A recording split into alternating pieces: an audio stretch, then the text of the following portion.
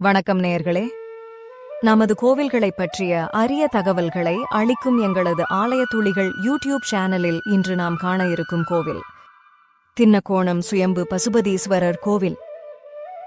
மானுட உருவம் கொண்டு அம்பிகை இறைவனை பூஜை செய்த தலம். சிவலிங்க திருமேனியில் எழுந்தருளியிருக்கும் அபூர்வ விநாயகர். திருச்சி மாவட்டம் முசிறியிலிருந்து 15 கிலோமீட்டர் தொலைவில் அமைந்துள்ளது தின்னக்கோணம் சுயம்பு பசுபதீஸ்வரர் கோவில். இறைவியின் திருநாமம் கோவிந்தவல்லி. கோவிந்தவல்லி என்றால் உயிர்களுக்கெல்லாம் தலைவி என பொருள் உண்டாம்.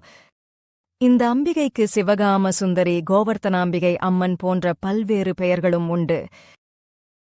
இமயமலை கேதார்நாத் தலத்தில் உள்ள கேதாரீசுவரரை வழிபட்டால் என்ன பலனோ அதே பலன் தரக்கூடிய தலம் தின்னக்கோணம்.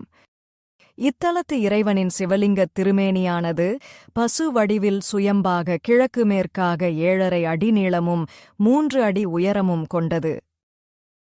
பசுவுக்கு நெற்றியில் திருநீற்றுப்பட்டை, நிறைய மாலைகள், ஆபரணங்கள், வஸ்திரங்கள் உடலை சுற்றி சார்த்தி படுத்திருந்தால் எப்படி இருக்குமோ அதுபோல்தான் பசுபதீஸ்வரர் சுயம்புவாக பசு உருவில் காட்சி தருகிறார். ஒரு சமயம் கைலாயத்தில் சிவபெருமான் பார்வதி தேவிக்கு வேத சிவாகமப் பொருளை உணர்த்திக் கொண்டிருந்த போது அம்பிகையின் கவனம் அவ்வழியே சென்ற காமதேனுவின் மீது திரும்பியது.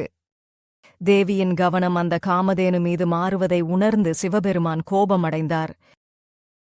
அம்பிகையை நோக்கி, பூலோகத்தில் தின்னக்கோணம் அடைந்து பங்குனி மாத வளர்பிறையில் வரும் வசந்த நவராத்திரி என்னும் 9 ராத்திரி நாள்கள் நீ தவமிருக்கும்போது நான் பசுவாக உனக்கு காட்சியளிப்பேன். அதன்பின் என்னை வந்து நீ அடைவாயாக என்று பார்வதி தேவிக்கு சாபமிட்டார். அதற்கான விமோசனத்தையும் அருளினார்.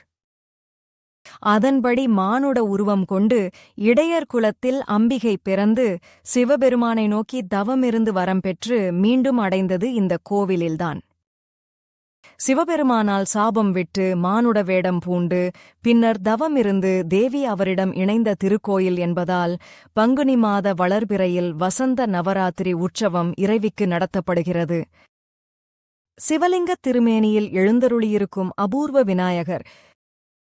இத்தலத்தில் தனிச்சன்னதியில் எழுந்தருளியிருக்கும் லிங்கோத்பவ வலம்புரி விநாயகரின் தோற்றமானது அபூர்வமான ஒன்றாகும்.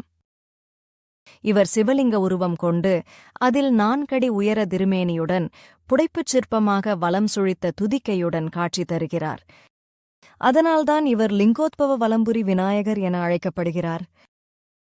இப்படி சிவலிங்க திருமேனியில் எழுந்தருளியிருக்கும் விநாயகரை நாம் வேறு எந்த தலத்திலும் தரிசிக்க முடியாது.